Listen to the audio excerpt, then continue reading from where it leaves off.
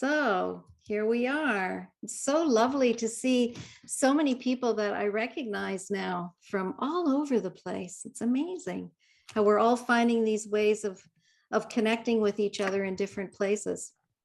So welcome. And we are incredibly fortunate today that Steve Porges is with us. He's with us here for an hour to interact and ask questions. And we wanted to start by sharing a little bit about the forum that's coming up in February the 21st. So Steve and I are now writing a paper on addiction through a polyvagal lens. And the forum will be about addiction. And as Steve and I were just saying to each other, how do you talk about addiction without talking about trauma? And so Gabor Mate will also be at the forum, and we wanted to give you a heads up about that. So maybe we can send out something about that, Annette, on the, well, actually it is listed on the Polyvagal Institute group page. It's listed at the top. So thank you to Annette Debray as well for helping us to host this today. And Steve, I wanted to just start us off by talking a little bit of, hearing from you a little bit about, you know, as we're writing this paper about addiction through a polyvagal lens, and really exploring what does that mean and how do we understand addictions, sort of the essence of the function of addictions in the autonomic nervous system.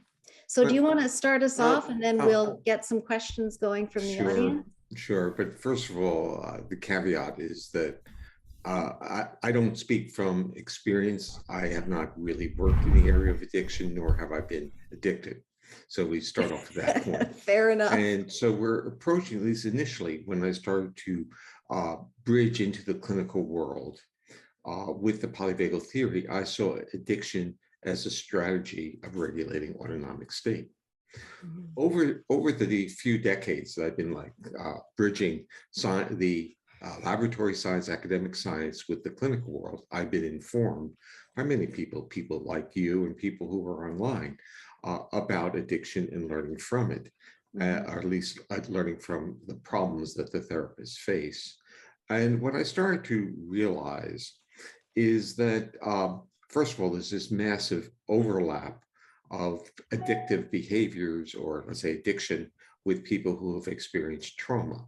And what you start to see from that lens of the polyvagal theory, that the reaching out to shift autonomic state and often to even numb the body is this great strategy of what tools do I have on board to get me out of feeling so bad.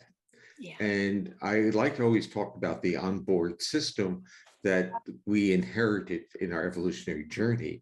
And this was to turn off our threat reactivity system through social interaction. And now you start seeing the other, I would say, portal into the world of addiction. And I would say that what I'm kind of learning is that those who have strong addictions, or for instance, controlled by their addictions, have poor or weak relationships.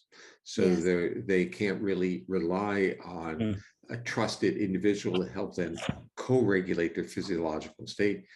And they have a stronger, let's say, more reliable relationship with a pharmaceutical or a behavior.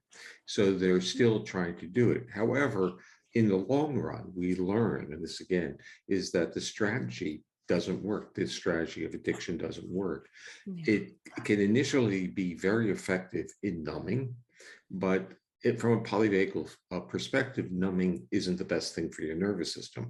It interferes with the feedback loops. It interferes with your capacity for self-regulation and for co-regulation. So we start learning that there's a massive downside, and the downside is even greater separation from other, meaning a less frequent opportunities for co-regulating. So that's really where the model is. And I see it as if we think about the, in a sense, our genetic motivation, what's a true genetic motivator in our body? Basically to feel safe, or having a felt sense of safety. And how we're going to navigate in a world that is constantly sending cues of threat is a complicated one. And even as an academic, living in a world, or having lived in a world that was, let's say, evaluative, meaning threatening all the time, most people numb out and just work. So it's an addictive behavior until itself. So we understand that many of the strategies that we consider admirable are actually strategies that may actually deaden our nervous system, because rather than thinking of a goal of successful co-regulation with another appropriate mammal, which is what I like to say, as opposed to human, our body doesn't have that opportunity, yet we need to get out of these states of threat. We don't have the opportunity to do that. Yeah, absolutely. And then it becomes such, it's one of those things where it really helps us in the short term in an environment that's unsafe, but it becomes the very thing that is so unsafe in an environment where we have choices. Yeah. And that's Well, what makes it so hard in the body too. We have to work so hard to help the body to shift, right? well, the To know body, that it's safe. the body learns, I would say, learns with a different trajectory and a different awareness than our intentional mind. So Yeah. our intentions, we can always fabricate or evolve a narrative that has all the, let's say, positive attributes. We're taking these pharmaceuticals so that we can work harder, support our family, what doesn't, in a sense, be successful. But what do we mean by being successful? And so the world is kind of inside out, because our genetic motivation of success is relationship based.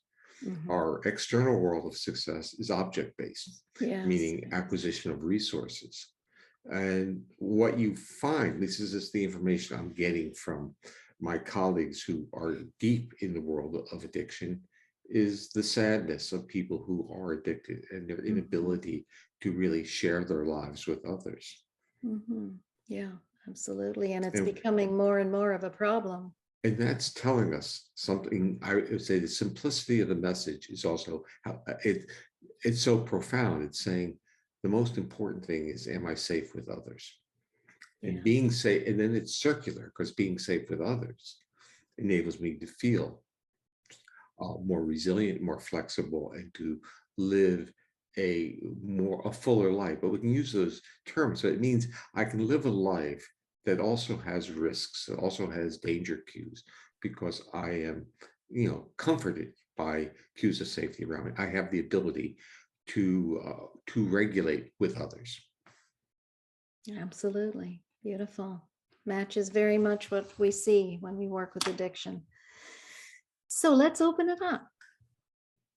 Are your curiosity and asking, you can raise a hand, where we'll look in the chat as well for questions. But in true polyvagal ways, it's lovely to see your face when you ask a question. Rob. So Steve, this is Rob McFadden. Rob is a professor of social work at the University of Toronto, my alma mater. And Rob teaches actually neuroscience and social work. So I was hoping you'd get a chance to ask a question to Steve. Yes, thank you very much for this opportunity. And thank you, Stephen, for joining us. And I've been intrigued with your framework. It's so rich that, it's so easy to apply it in new ways to think and think about things in a way we never thought about. And so one of the things that is important for me, and probably for a number of psychotherapists too, is understanding how to foster deep change. Now, polyvagal to me is oriented around deep safety. In terms of psychotherapy, some of us are looking for how to fundamentally affect people's perceptions, their beliefs that are at the implicit unconscious kind of level that continue to drive their lives in every way. So there's been over 3 decades of research in memory reconsolidation, as an example, that has come to an understanding that if you work with an individual in a certain kind of way, if they experience things in a certain kind of way, then the synapses that are involved in the memory will open up for a short period of time. And then if certain kinds of interventions are done in that window, then that has the ability to actually erase these kinds of difficult unconscious beliefs. And it's in that area of erasing these beliefs that that I see particularly PVT as being an explanatory factor. So I'll give you an example. In erasing the beliefs, when it involves encouraging the person to get into a situation where they are experiencing something, and usually that experience is something that's threatening or challenging for them. And I'll give you a specific example. A person who has an implicit unconscious belief that they're not lovable, that nobody could ever love them. And so the therapist has that individual get into the experience of, I'm not talking cognitive here. I'm talking about just experiencing, for instance, their grandfather who loved them completely, unconditionally. And so you've got the original experience, and then you're fostering a new experience during this openness of memory. And this new experience helps to eventually erase the original belief. And so I guess that's what I'm really, really fascinated about, because it involves challenge, threat, and opening these synapses and coming to, in an implicit way, a new belief about themselves. So I just wondered if PVT has any thoughts about that dynamic. Well, PVT might, but I have. So when I started to develop the theory, especially as it was embraced by the world of trauma, I kept thinking about what if the physiological feeling that had been associated with trauma, and this is now very close to where you are, was just viewed as a physiological feeling without any labels. And in a sense, that's what you're talking about. You're talking about the same thing, that if we start to appreciate and honor our bodily feelings and realize that through our history, we start to associate thoughts and visualizations with bodily feelings. And so they became top-down bodily changes. And if we can, in a sense, get that top-down kind of held in abeyance for a moment so that we can literally feel the body. So when you're talking about the feelings of the body are our autonomic nervous system, it's literally broadcasting to our conscious brain. And if we start to understand what our body's doing and start to respect what it's doing rather than getting angry at it. So the problem is that if my body goes into the state of threat and I have to give a talk, well, I'm starting to get angry at my body for, in a sense, sabotaging my ability to present. And we don't want to do that. A therapist doesn't want to do that, but we want the individual to understand that those feelings are the body preparing for fight flight. And what is the narrative that you're superimposing on it? Stop the narrative. So basically stop the narrative, embrace the feeling, and then start working about those feelings. Where did they come from? And not where the association came from. The association is clear. So we as cognitive individuals tend to spend too much of our energy with explanations and justifications and not any time respecting where our body's going. So all I'm saying is your strategy would be very similar to what I had initially proposed when I would give talks to clinicians about polyvagal theory. However, what I've learned on my journey is the power of associations or meaning in a psychotherapeutic manner are extremely powerful, and they fight for their own survival. So in a sense, the linkage between the narrative and the bodily feeling is hard to break. And this is part of that dialogue, because we live, especially when people are under a physiological sense of threat, they're not saying, oh my God, I'm feeling threatened. That's not, I want to feel safe. They're justifying why they feel threatened, and that keeps them threatened. So rather than, in a sense, have the curiosity of what the body is doing and almost a wow moment, say, wow, look what my body's done. Does that make it, in a sense, does it make any sense for my body to be in that state among safe, friendly, supportive people? And you say, no, it doesn't. So let's kind of like step back from it, let's calm down, and then let's pull it back up for a moment, see how does it feel? And try to, in a sense, it's what you were saying, try to remove the valence to the feelings. It's almost like a classically conditioned response. And I have always thought of trauma or traumatic events as a single trial learning experience, that it's so important to survival. It's like taste aversion, that where you eat something, you never eat it again. It's not through these multiple experiences. The body is so smart. It says, if this is life-threatening, I'm not doing it again. And I think this is even the sense of the motivation for addiction is I don't want to go to that state again. I don't want to be vulnerable, immobilized, and I don't want to be hurt. Yeah. Beautiful. Thanks, Rob. Thank you. Okay, beautiful. Liam, did you want to ask? I know you have to leave, and here's dear Liam. Yes, hi, everybody. Thank you, Jan. Thank you, Steve, for doing this. I just have an interesting question between trust versus safety. And only because once I heard you talking with June a couple of years ago, and what you had said, or as I took this little soundbite out, you said trust enables the body to be safe and love emerges. And it was a tender, beautiful, piece. You and June were talking.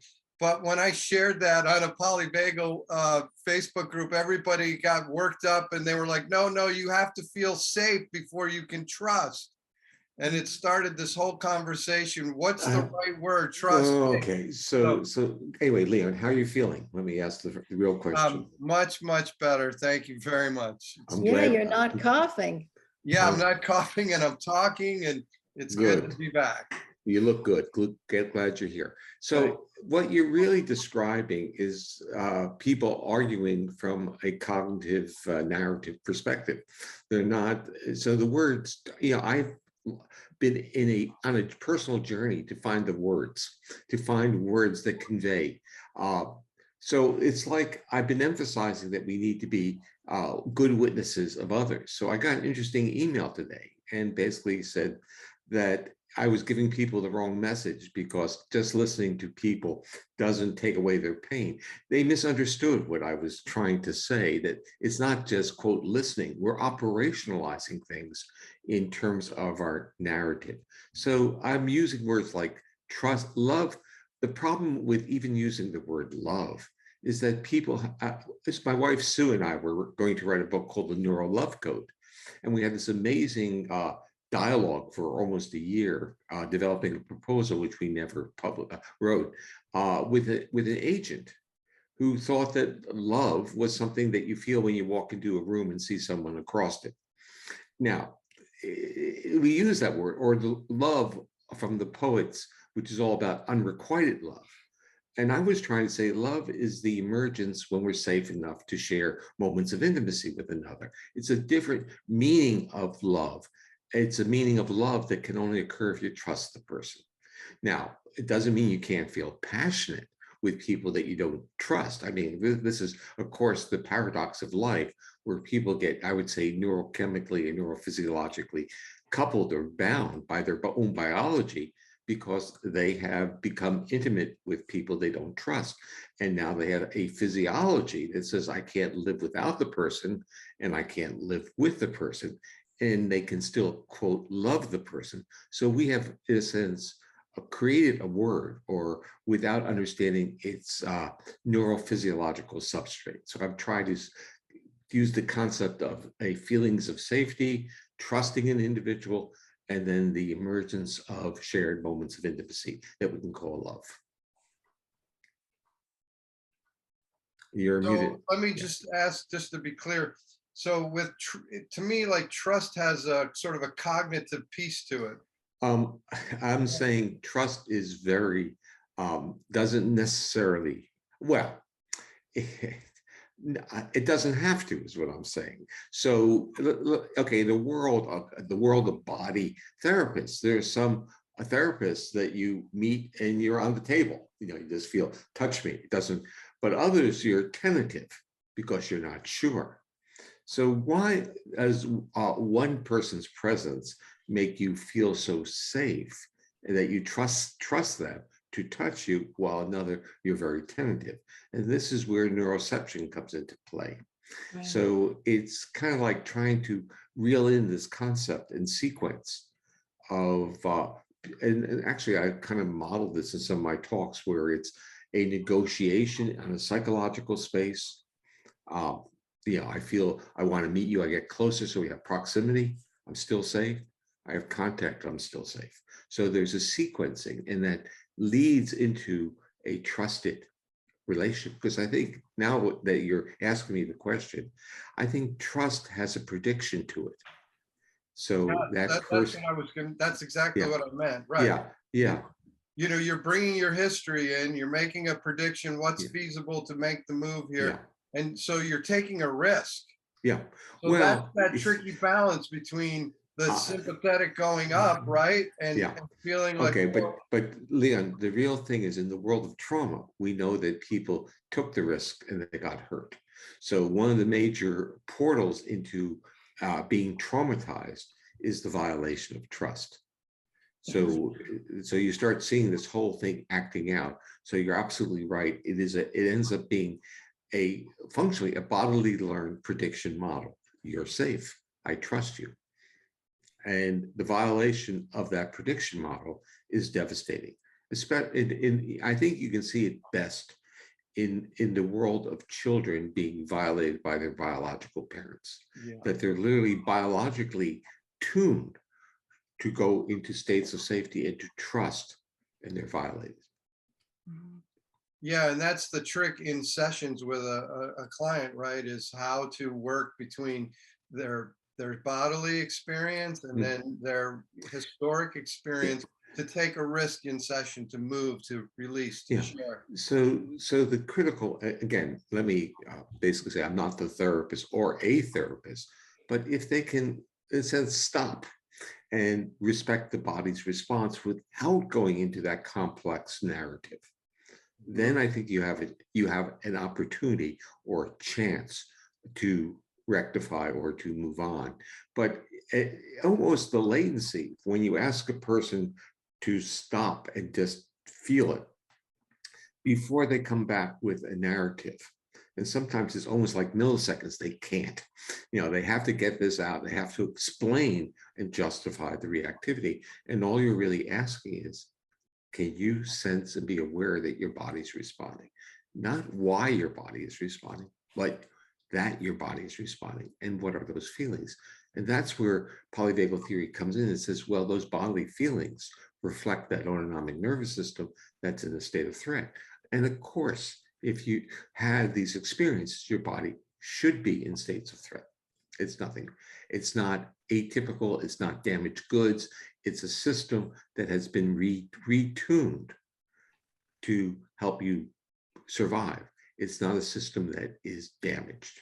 Again, this is part of the narrative. Yeah, it's the state of threat or perceived threat, right? Because you're well, this is the word, when we use the word perceived, it's a cognitive construct. And now we end up with blaming people if they didn't perceive it. So they got violated because they didn't perceive threat. But really, if we go to the concept like neuroception, we're almost like taking that responsibility away from the conscious brain and the narrative and the justification. And I think it creates a curiosity in the individual to say, whoa, look at my nervous system. Look what it's trying to do. And I think so many people are really in the state where they're upset with what their nervous system does or has done. And rather than, in a sense, taking that moment and literally honoring this very, very biologically intelligent, but not necessarily intentional reaction system. Yeah, Yeah, thank you. that's so important. Yeah. Yeah. We could riff on this because this is great. This is the journey for the client to go through and keep coming back to the sensations and feeling more comfortable with it, to then take new risks in the group or session or with client. Yeah, I think that is therapy. That is. Yeah. And I think, you come from a somatic experience and tradition, right? Yeah, oh, definitely. And I think that's what somatic experiencing was all about. It was about honoring the feelings and moving back and forth and using visualizations not necessarily touching the body, but visualizations trigger bodily feelings, and then creating, very similar to what Rob was saying about his psychotherapy, but changing the narrative. Well, And this is when we work with the felt sense, right? yeah, This is what this is Totally. about. It's noticing the felt sense in the body.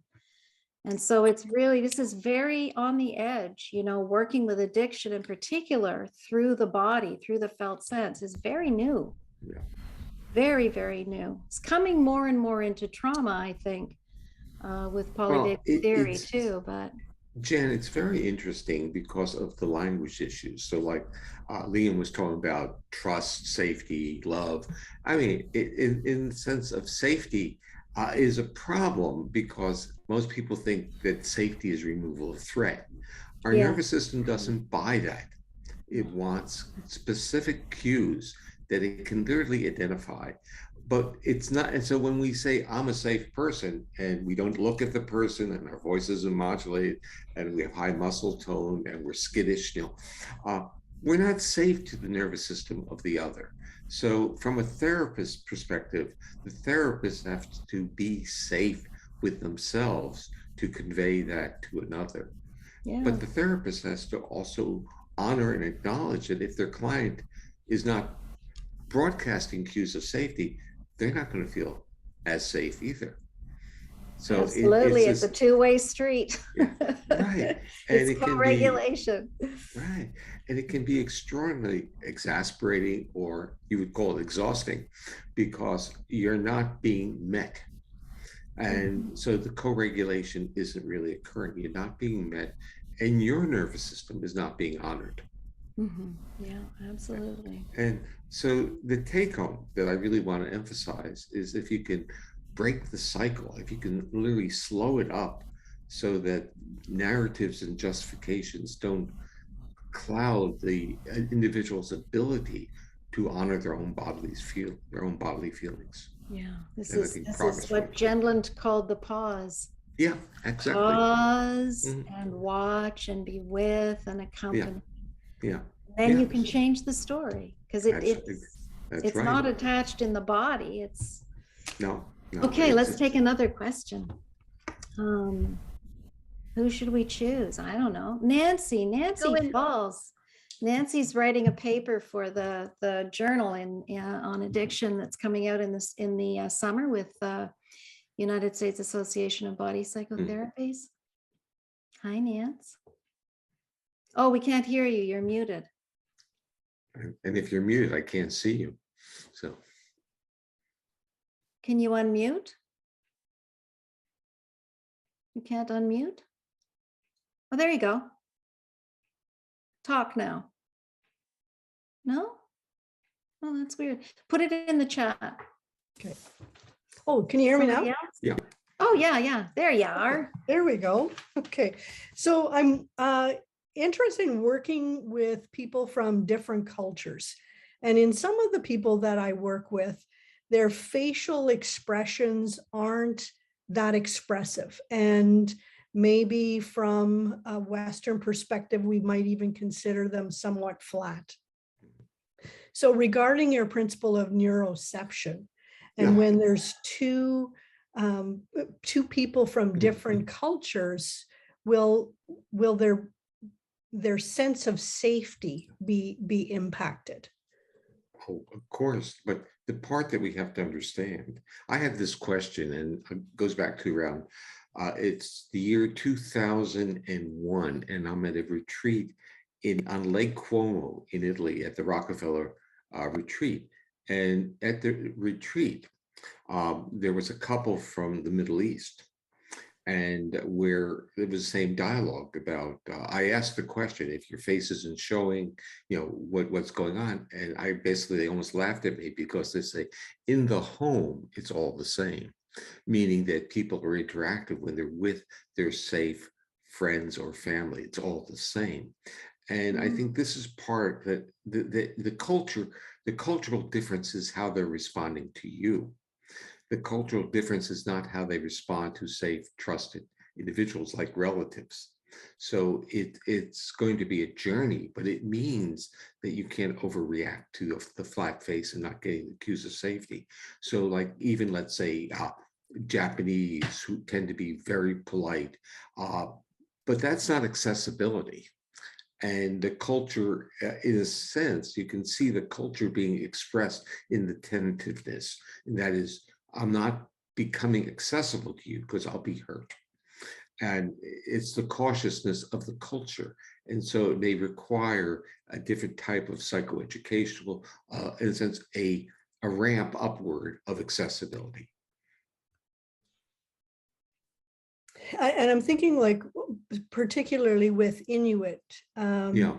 the Inuit culture, where there's a lot of communication that happens with the face and the eyes that as a white therapist, I Well, don't get. the other part is if you think about their trauma history and the Mhm, relationship absolutely. with, quote, the whites, The white, yeah. there's a top-down visualization and association that is not to be trusted. Whites are not to, you know, so there's a time course in which you have to, in a sense, earn their body's trust. It's almost like earning trust of the other person's body, that you're not going to hurt them. And this is not the same as a cognitive intentionality. It's in a sense, your body has to have a degree of accessibility, which you may feel as the issue is, this is the another dialogue. When are we vulnerable and when we are accessible? So as the therapist, your life has to be about becoming or being accessible to others. For the clients, that accessibility, it translates into vulnerability. So the point is, I always like to ask people on this continuum, spreading my arms out, of accessibility to vulnerability. And if we feel safe in our own bodies, then we become accessible. But if we're not safe, that accessibility leads to injury or vulnerability. Okay, great. Thank you. You're welcome. Annette, do you want to choose a couple from the chat? You can go to the chat. There was a couple people that liked Sarah's question. Sarah says, Dr. Porges, I would like to write my dissertation about polyvagal frameworks and access to those in marginalized populations who also statistically have high trauma. Why are these affective frameworks not applied more frequently to those that really need it? Well, I mean, we're talking about the history of how people treat people. And I'm actually would say that we live in a world that kind of values models of cause and effect. So we try to fix things that are broken, and we try to manualize how things are fixed. And this includes the world of therapy. So we're, in a sense, almost naive that there's something in between an input and an output, a stimulus and a response, a cause and effect. And what's in between is the polyvagal model, that our physiology literally it enables interventions and strategies to work, or our bodies are defensive to them. And if you're dealing with high-risk marginalized populations, many of the strategies for whether it's mental health treatment or even education are affected by bodies that are in a state of chronic threat. And we have to be appreciative of that. And we have to, in a sense, create environments in which the nervous systems can give up, literally give permission to be accessible. I think it's actually, there are some very positive things occurring.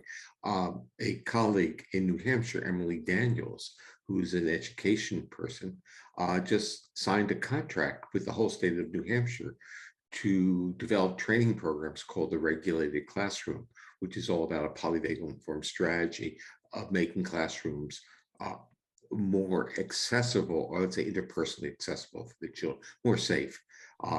And Polyvagal Institute is working with a company that runs clinics to try to train their staff to be more, quote, polyvagal informed, which is now to say that our physiological state interferes with our ability even to listen to what physicians or medical staff are telling us. If we're in a state of fear, we just don't process it. And and so we're developing training programs for that. So I think the future is good because there's much more acknowledgement that it's not merely what I give the organism, but what state is the organism in, so it can process and utilize what I'm giving the organism. Yeah. The power of the intervening variable. Yeah. Yeah. Well, I was on a webinar, or let's say a think tank group last night, and a professor, Tor Wagner from Dartmouth, was talking about the placebo effect. And he's a brain imager type person. And his whole passion in life is to document functionally the top-down mechanisms that enable us to give up pain and to accelerate healing just through certain types of cues. And what are the cues? Cues of safety, cues of trust. It's like a sham surgery is more effective on placebo than a pill. So if because of the concern, the care, the involvement, and what he's showing is that with many types of treatments, the placebo effect is powerful. But from a polyvagal perspective, it's just not just, it's described as the power of the neuroception of safety, the power of mitigating fear reactions. And when you mitigate those fear reactions, bodies spontaneously heal. We focused in the world of mental health on dealing with trauma, but even in physical health issues, it's the same system. That if we can support both our basically sociality, our ability to co-regulate, is a neuromodulator of our autonomic nervous system. It elevates it to a state that supports homeostatic function, meaning health. Yeah, yeah. This is like Les Aria's work too, right? With pain. Yeah, less is on the calls.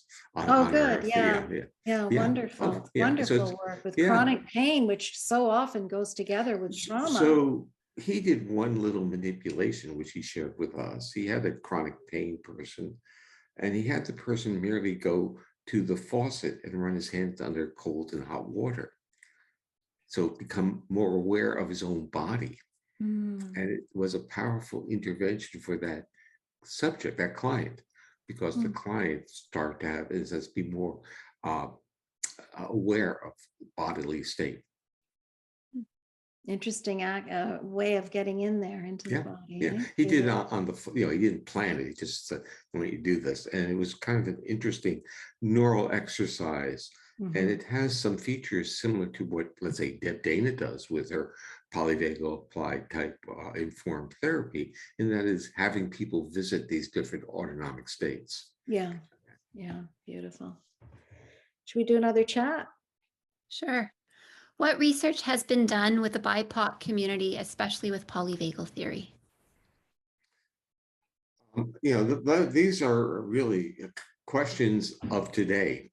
And as far as I know, there have been general in terms of our research, survey research that we were doing with the theory, it's been survey research, which is generalized across age, gender, race, but it's not targeted. I think this is critical because what we're talking about is a population, a community that is under threat. So autonomically, there's a retuning, and being in that retuned state changes what we would call risk factors. So the question now is, how can you intervene to support the autonomic states of that community? I think it's a critical question, and I really want to encourage people to go there. I think it's an important one. And the point is, we have to acknowledge as a society that if we place individuals under chronic threat, and that can occur through marginalization, it doesn't have to be aggressive. It can just be what the culture does, which it does, marginalizes groups. That marginalization is a threat cue that changes autonomic function and changes the trajectory of illness. So we get that it changes the trajectory of capacity or opportunity, that's capacity to learn. If our body's in states of threat, we don't have the luxury of in a sense, focusing on cognitive tasks. Our body is in a state of survival. So I think it becomes an important explanation and window of understanding how to optimize people who have been compromised in our society. This is where it also brings, the way that we understand trauma, not in terms of these episodes that occur, but that many folks live their whole life in trauma, in that chronic state of defense. And Okay. yeah. So let me kind of riff on this point, because when I start to create the Traumatic Stress Research Consortium, which is this entity I created at Indiana University in the Kinsey Institute, I went on all the web pages like the CDC, and I was literally furious because everything was organized by event, and including ACEs. And even though I think ACEs is important, it misdirects us into thinking events are the trauma. Events are not the trauma. The response is the trauma. That's what's in our body. And we've been doing research on this. The survey research we've been doing, and they're open access articles. There's a nice article on frontiers, and I'll give Jan the link so she can share it with you. But basically what we did was, during the initially start of the pandemic, ask people about their adversity history. And then we asked them about their autonomic reactivity. And what we were trying to do was predict mental health features or challenges during the pandemic. And of course, you would basically say, well, trauma history is going to be linked to mental health issues during the pandemic, which it is. But virtually all the variance of that prediction comes through a retuned autonomic nervous system. And what that means is, if your autonomic nervous system has been retuned by your antecedent adversity history, you're really being devastated by the pandemic in terms of your mental health, worry. And we went back to the data because we had over 100 subjects. Well, it was a study of 2,000 across the country, but we had over 100 subjects who got COVID or had it when we did the study.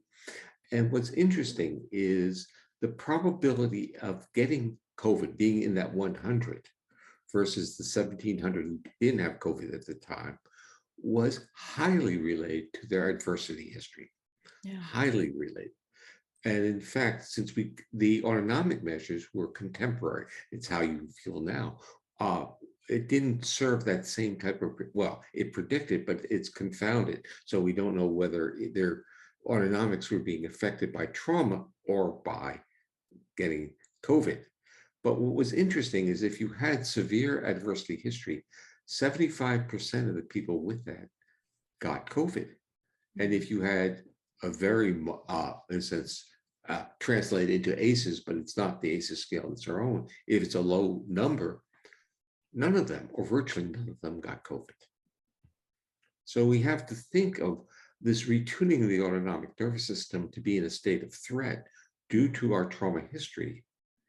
Yeah. Creates a portal for illness. We're already revved up and reactive, and then the COVID comes and it's just too much and the body just stops. Yeah, absolutely. That's why, wouldn't it be amazing if we went to our family doctors and they were curious about how safe we feel in our bodies? This is a goal. And so this evening I am meeting with 6 academic physicians. This is part of the Polyvagal Institute initiative, is to go through the route of academic physicians to develop educational materials for medical schools and for physicians. Beautiful. To get this information to them. It's wonderful work. So important. Okay, Gareth, you've had your hand up a long time. Let's hear from you. Are you in the UK? You're muted. You're muted. Hi, yes.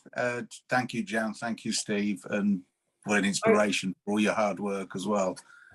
It's been an inspiration to me, both in my experiences and as a mental health nurse, working with people with schizophrenia, and, and it's really helped build those relationships. As a trainee counsellor as well, which is something I'm kind of going to, I'm really interested in addiction and trauma, particularly around sex addiction and this kind of more We're looking at kind of addiction to things like pornography as well, which is highly dangerous, particularly with the advent of internet and particularly with the younger generation, with all the TikTok and all that kind of thing. And wondering really, I don't suppose it's a question, but it's your thoughts really on kind of the nervous system, particularly around seeking relationships, connection, but it's a dysregulated connection. You know, it's and almost the links to, and particularly pornography, with the damage to the brain itself and the nervous system, but also increased depression, anxiety, the physical with erectile dysfunction. When in a relationship, can be difficult to find your partner attractive because of the nature of this addiction. And it's kind of really kind of something that's not really kind of thought of. It doesn't seem to, but it is growing, this kind of nature of this type of addiction. And I was just wondering, from a polyvagal lens, the thoughts on this. Well, I have quite a few thoughts on it. And let's go back to where I think the vulnerability occurs. I think we have misunderstood the power of play, and we've confused play with video. And when the history of play was social interaction, co-regulation, face-to-face, and even if you watch dogs play, you learn a lot. They chase each other, they attempt to bite, but lately they use face-to-face to ensure that the bites are not aggressive, and then they roll reverse. All the basic principles of play. If you watch kittens play, they're not practicing hunting skills like I was taught in grad school. Their claws are retracted and they don't break skin when they bite. They're, in a sense, developing its neural exercises of state regulation.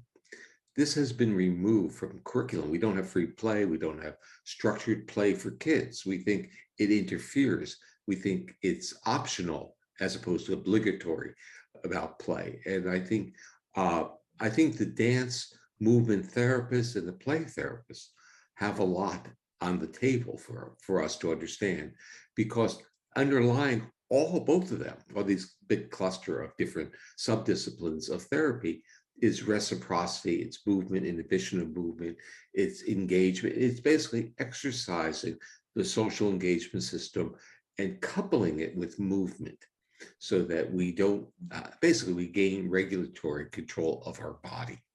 And I think when we start talking about the epidemic of gaming online and pornography, it's really all about people not interacting with people and not, in a sense, gaining all the attributes of enjoyment, co-regulation, curiosity, even competition, of play is fine. It's not bad to lose, but it's good to, in a sense, try. And so a lot of, I think it's kind of lost.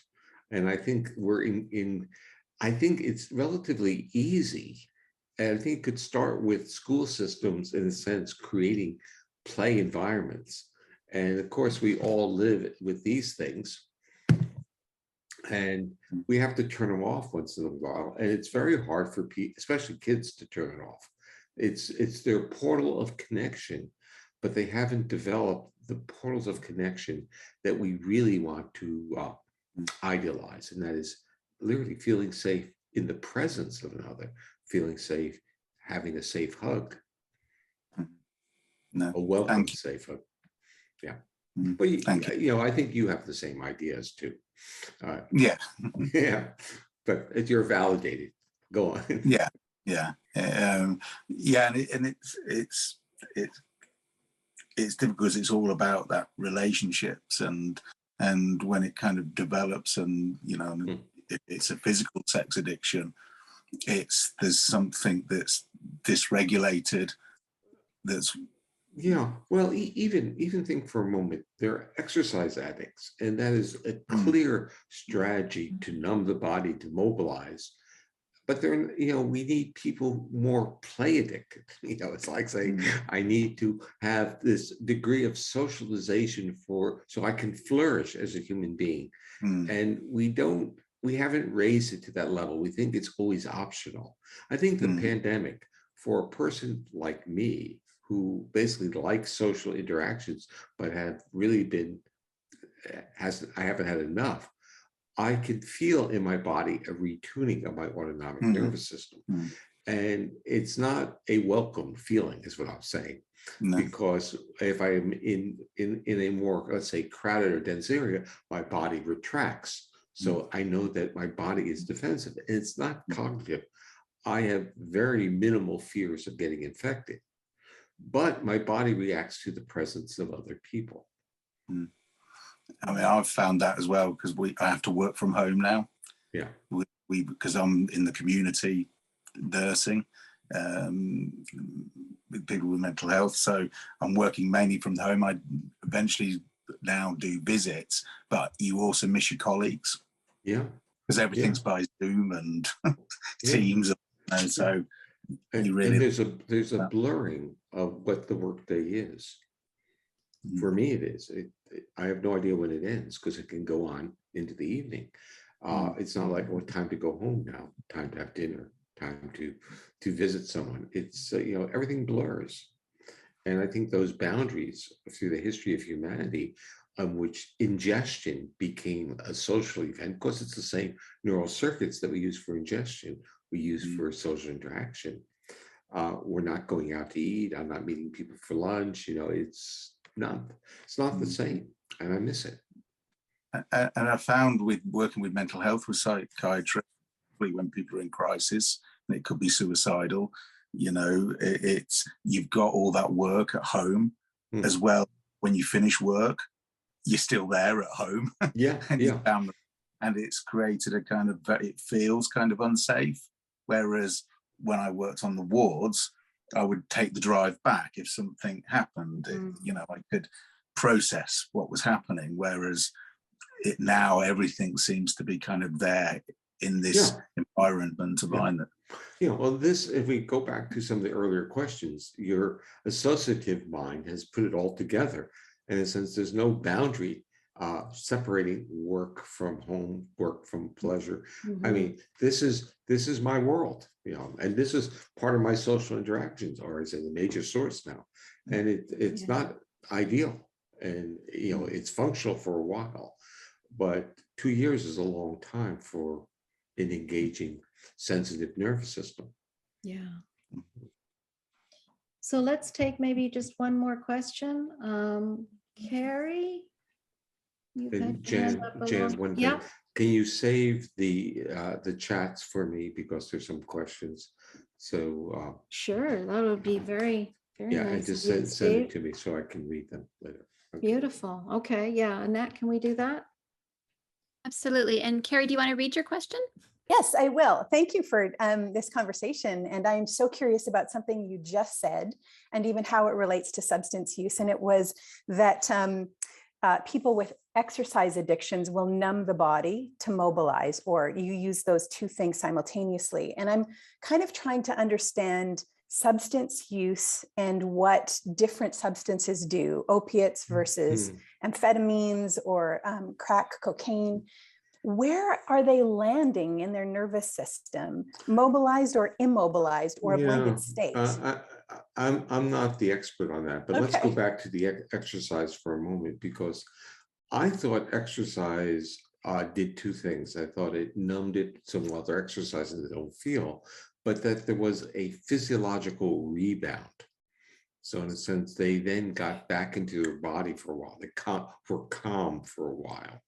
Okay. That was my initial thing.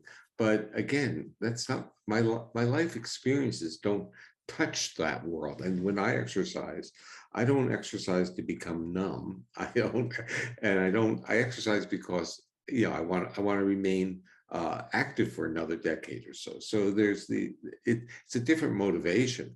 I want to be around. I think the people, and I knew many of these because I knew some of them, because the academic world has all kinds of people, and some people would like bike 10 miles a day, to work in icy rain. It was like they weren't taking care of their body, but they were exercising. And you start seeing that. The issue, though, is that you can start categorizing I think addictions, this linkage with the drug itself, whether it is a numbing mobilizer or it is a shutting down, a dissociative calming, I think these may end up being almost like thinking of them as two different disorders. But I'm not an expert on it, so I'll be learning, because through interactions like this, people will tell me. What I've seen is that it goes both ways. That exercise and things like cutting goes both ways. If you listen to what people tell you, right, that they will cut the body either to access dorsal or to enliven and move into sympathetic. So that's where I think that, you know, addictions really lie in that freeze state of sympathetic and dorsal, and they serve this beautiful purpose of propelling back and forth. And some people go more towards one than the other, and sometimes they really use both very much. I'm curious because the numbing mobilizer term is nothing I've ever heard before. And so that to me is really interesting, right? That people can be in a mobilized state but numb. That's or right. In a dorsal vagal state and in a collapse shutdown. That's also going to be numb. So so there are two. The reason is if There's two different. Yeah, if your body is recruiting at least the autonomic nervous system for defense, your awareness of the body is different. That's the get-go on that. And the part of cutting, I want to get back to Jan's point. I always kind of thought that cutting was, to a sense, feel the body, that there was such a numbness to it. I think it's both, because also in cutting the body, you can stimulate these endogenous opioids. So I just learned this through listening for 40 years to what people would tell me about how does it work for you? You know, you found this way, and how does it work? And they would do both. Okay, so what I think you're saying to me is, if I make this big jump and say it's similar to bulimia. Yes, very much. It's not a big jump. Yeah, but because, you know, there's this ingestive, which could be viewed as calming. Yes. And then there's this other part that's coming out. Yes, absolutely. It's the jolts in the body that Judy Herman saw so clearly, right? And wrote about. And I found that quote, I think I sent it to you, Steve, where she really recognized in the autonomic nervous system these jolts, that this was a very adaptive way of coping in an environment that was unspeakably torturous. And this is the power of the polyvagal lens. Well, we haven't mentioned another, and that is, I think, sexual activity gives a jolt as well, and that's part of hugely. You have another group of addictions of getting, in a sense, getting out of a state into another. Absolutely, and sex addiction is a very I think it's a real epidemic, and it's one of the most hidden ones. You know, one of the best kept secrets that people don't talk about. And my mission is to really encourage us as trauma therapists to be asking about addictions, because in the addictive state, the body is stuck, and we want people to access the body. So we have to ask. Otherwise, they probably won't tell you. They're certainly not going to talk to you about masturbating unless you ask. And again, sometimes they still won't tell you. No, maybe not in the beginning, but often eventually it comes. If you do your work well and you create what I call a safe nest, people will eventually share. And especially if you normalize it and say, you know, lots of people use very different inventive ways of being able to jolt the body to survive. And they masturbate and they eat a lot, or they vomit, or that you list them, and then they'll go, oh yeah, I do that. And you probably do more than one of them, right? And they'll go, yeah, I do. Well, that's interesting to kind of like create a checklist and then see if they cluster in certain ways. Especially and I would welcome you to use our body perception questionnaire to see. I know, I want to talk to you some more about that. Yeah, it's online, and the scoring is there. And I would love to see people collecting it, and maybe this group can create a portal.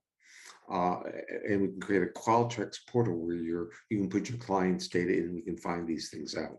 So literally we could do a study on addictive features and the BPQ as kind of an online study. Okay, let's do that. Okay. But will you meet with us and help us a little bit about that? Or somebody that works, you gave me the name of the person that was Yeah, also. well, the yeah, my body. colleague Jacek Kolek. Yeah. He's very busy, but we will grab him and have him Okay. structure. Once we create the proposal of who will be on it, how you do it, he will create the Qualtrics portal and to enable the data to be collected, and we'll get the IRB through Indiana. We're playing. Yeah, that's what we're supposed to do. What a great idea. I'm very excited. What a great way to end. Thank you so much, Steve. Thank you so welcome. much. Good to see you. And don't forget, I want to read welcome. the chat because people had some Yes. questions I'd like to at least respond. We'll get Okay. the chat to you. Thank you again so very, very much. Thank you. Thank you for the good questions. I'll say goodbye. Okay. Bye-bye. Bye, Steve. Bye. Bye, everybody. Take good care. Take good care.